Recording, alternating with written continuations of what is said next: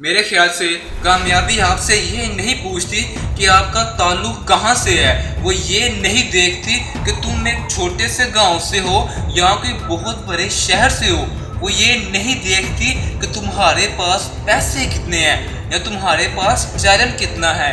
کامیابی دیکھتی ہے صرف اور صرف آپ کی محنت، وہ دیکھتی ہے کہ کتنا ضدی پن ہے آپ کے اندر اپنے مقصد کو لے کر۔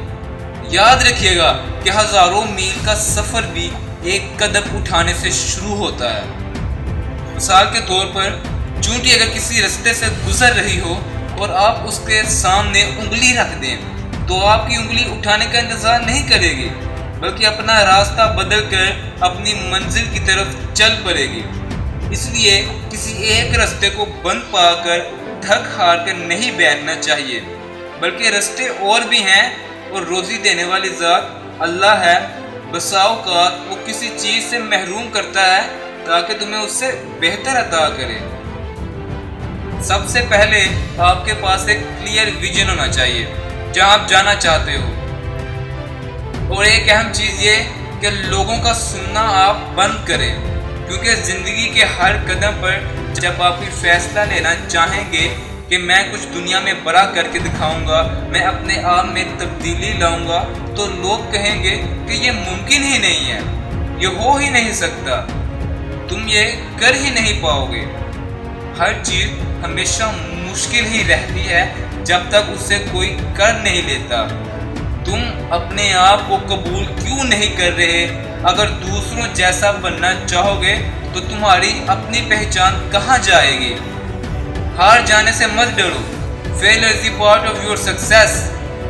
اس دنیا میں ہر وہ چیز ہو سکتی ہے جو آپ سوچ سکتے ہیں، اگر آپ اپنے آپ پر یقین رکھتے ہو۔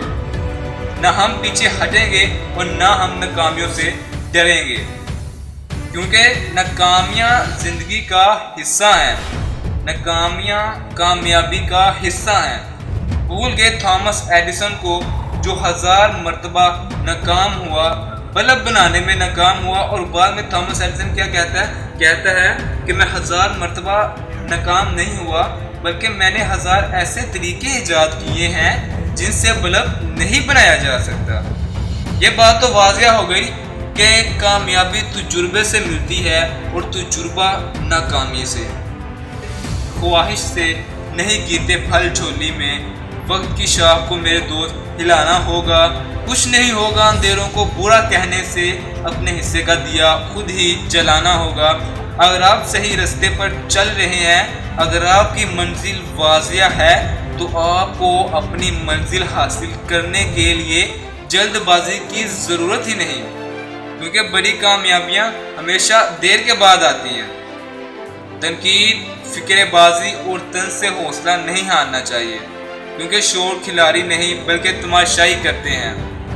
اگر تم اس وقت مسکراتے ہو جب تم پوری طرح سے ٹوٹ چکے ہو، تو یقین جانو کہ دنیا میں تمہیں کوئی نہیں توڑ سکتا۔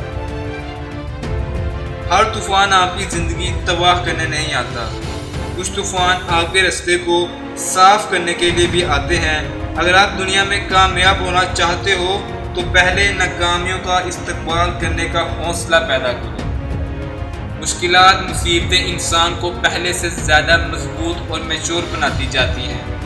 مشکلات اور مصیبتیں انسان کو بڑی کامیابی کے لیے تیار کرتی ہیں۔